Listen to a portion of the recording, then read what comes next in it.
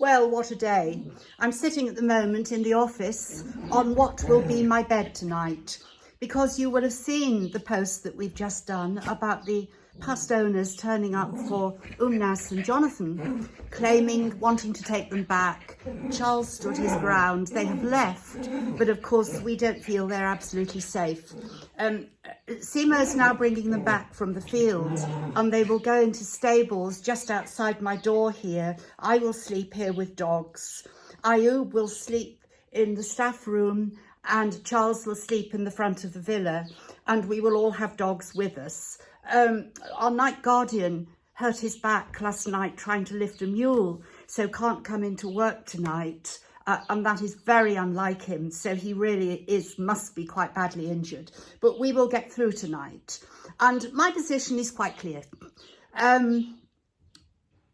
It has cost us, if we work it out, each horse 10,000 dirhams, about €1,000 in terms of vets bills, food, staffing, etc., etc.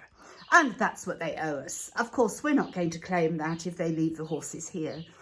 If they insist on taking them, we won't let them, because I will go to court. And someone has to challenge this sometimes.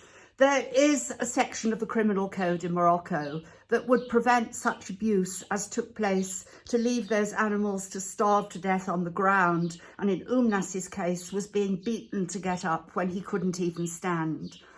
And I think that's the best way forward at the moment, rather than buying them, because we have to set an example. So I hope you'd agree and bear with me. I have rather a funny story to tell you, and I hope you appreciate the humour, but underpinning it all, it isn't very funny. Times are hard in Morocco, and on the face of it, we must seem to be quite successful. We employ staff, we keep going. And maybe some people think we make money out of donkeys. If they choose to think that, that's their problem, not ours, because we don't. We're very open, our accounts are open. But another association, we're not really sure of the legality yet, has been established in Morocco. And I'm not going to name and shame them at this point of time. But it was set up by one Moroccan man who has rented a field, and he's going around collecting donkeys. And he contacted me a little while ago to see if I could help, and I was perfectly civil, perfectly polite, and said if he ever had a seriously ill one, he should consider sending it up here, because we have hospital facilities. Well, I got a message in the night demanding that I help him, and I'm not certain how I could. I explained that in terms of financial help, because we are registered both here and in the UK, our trustees would only permit the transfer of a grant if it went to a fully checked organisation and we knew exactly where it was going. It isn't as simple as it seems. This discussion continued through the night, and he said he needed help with a donkey that he had a hoof severed. You know, we've a lot of severed hoofs here. And he was asking for €1,600 for a prosthesis. So I messaged back and said, but we don't do prosthesis in Morocco. It doesn't work any more than it works in India or Egypt. The animals suffer, the heat is too great. And I don't know any vet in Morocco that would fit a prosthesis. And it seemed quite a lot of money. Would he give me his vet's number and I could speak to him? He then told me he didn't have a vet. And I asked him to phone Ayub this morning, which he did.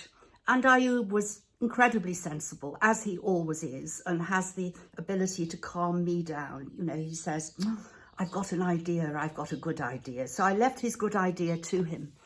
And what he said to this person is that, first of all, what did he want? And he said, you must tell Susan I need help from her. So when Ayub pushed what the help should be, he changed his tune. It wasn't money, but he wanted medicine. Now, again, my position is if he doesn't have a vet, we're certainly not going to send medicine down, because all medicine should be given under vet supervision as it is here. But what Ayub suggested is that he went down during Ramadan, which is a huge commitment, because I don't like them travelling during Ramadan, and he would bring the donkey with a severed hoof back here. The other side said, well, yes, if you bring it back to treat it, but then I want it back. And Ayub said, no, it's not like that.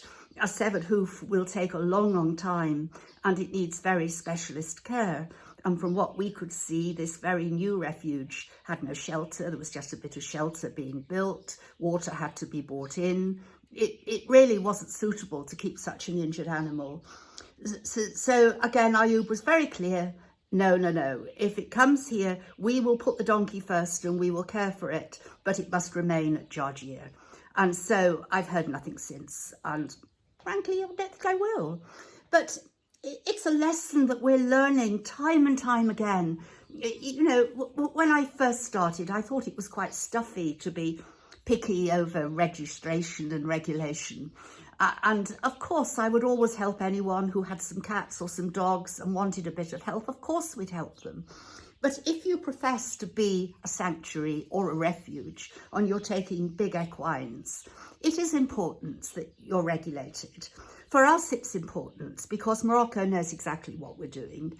And in the UK, we have to account for every penny that's sent over to Morocco. You know how strict the Charity Commission is. And I do support other refuges here who are absolutely splendid. SFT, the Sanctuary de la Faune in Tangier, run by my dear friend Sally, is just amazing. And the work she's done with dogs is beyond belief. And down in Agadir, Sarah, which is run by Michelle Osberger, who's been there for over 15 years and worked very closely with the municipality, is fully registered, fully accountable. I think historically they were checked by the people from Rabat and nothing was found to be at fault. So it's important that those good refuges hang together and support each other, because otherwise just taking a donkey, you know, I was told that this gentleman was going around looking for donkeys to bring to his refuge. Well, quite frankly, he's in the country. And if you're bringing a donkey in that's managing in the country, even though it might be alone or abandoned, it can forage, it can keep itself alive. If you bring it into a refuge where there isn't proper food, cleanliness, water, arrangements for clearing of manure, it can't all be done by one person. It's problematic, but so often people will fall for it. And I think what sometimes happens is this particular gentleman has clearly approached some of my supporters. And of course, that's easy to get that off Instagram or Facebook. And I think approaches have been made to the Donkey Sanctuary and the Brook, and clearly they're not in a position to do anything. So here we are, another problem to deal with, but we will. And I do promise you that if that donkey is really in need, and that is demonstrated and proven, and the man really cares about its welfare, he will allow it to come to Georgia. So that was just sharing something with you, because you may pick up bits on Facebook that other donkey refuges are starting in Morocco, and you may think they're linked to us. Any organisation I work with, I will tell you. You have Spano, which is above board, and you have the American Fonduc in Fez. Both those organisations operate hospitals and work with working animals, and then they're put back to work. We offer something quite unique, retirement for life for those that deserve it, at a huge cost. And finally, just let me say to you, I had a French woman who purportedly supported this man send me a message, quite a strange message, who said I must help him because he was very committed and he wanted to help donkeys, but he had no help and he needed help. Well, I want to say to you, here I have a lot of men and they're equally committed and want to save donkeys. That's why they come to work for us, for which they're paid a wage so they can keep their families. And if you ask any of them, because I've asked them this morning, if you suddenly rented a piece of land in the position you're in now and left Georgia, could you operate a refuge? And they said, absolutely not. They feel lucky to be able to come and work here for a wage and save and treat donkeys and work with people and help humans every day of the week.